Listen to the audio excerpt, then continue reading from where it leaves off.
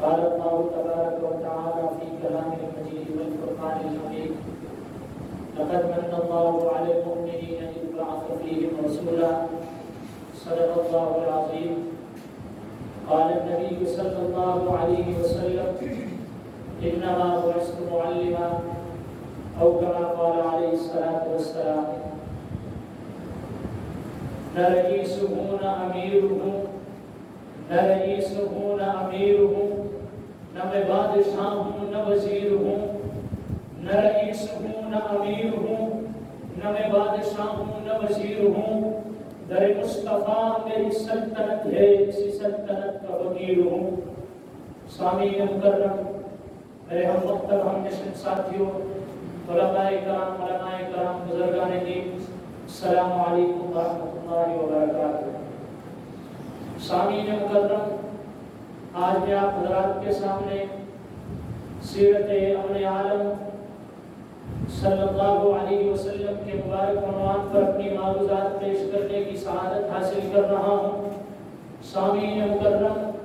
سیرت کہتے کسے ہیں؟ سامعین مکرم، تاریخ کے اوراق پلٹ کر دیکھیے تو تاریخ میں آپ کو یہی ملے گا کہ سیرت اسے کہتے ہیں کہ حضور نے جو کام کیا اور حضور نے جس کام کا حکم کیا اور حضور کے سامنے جو کام ہوئے آپ نے اس پر خاموشی کا اظہار کیا، اسے حضور کی سیرت کہتے ہیں۔ سامعین مکرم، حضور علیہ السلام نے دنیا میں ایک ایسا امن برپا کیا۔ سامعین مکرم، آپ تھوڑی دیر کے لیے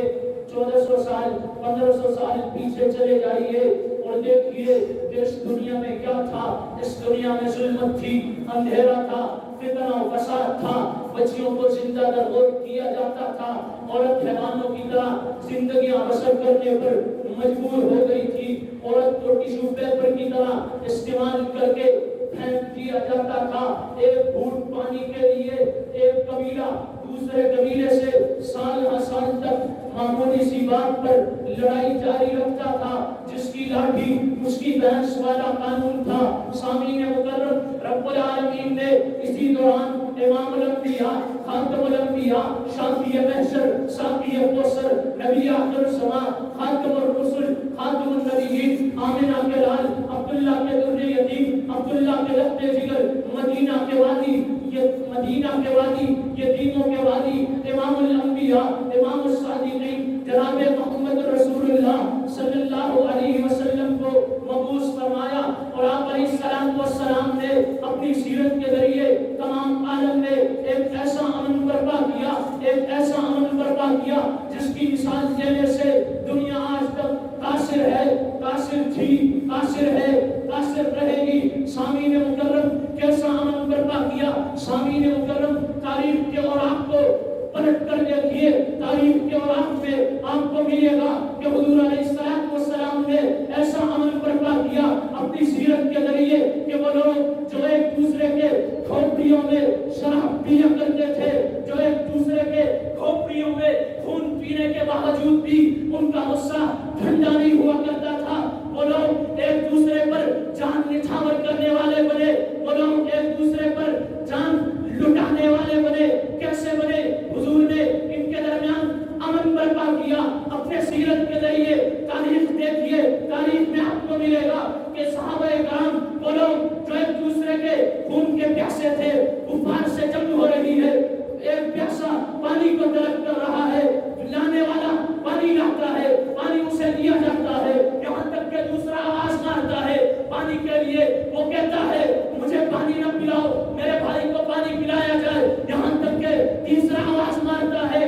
تیسرے کو پانی دینے کے لیے جاتا ہے، یہاں تک کہ چوتھا آواز مارتا ہے، اسے پانی دینے کے لیے پانی لے جایا جاتا ہے، یہاں تک کہ چاروں جامع شہادت نوش کرتے ہیں۔ سامعین مکرم، یہ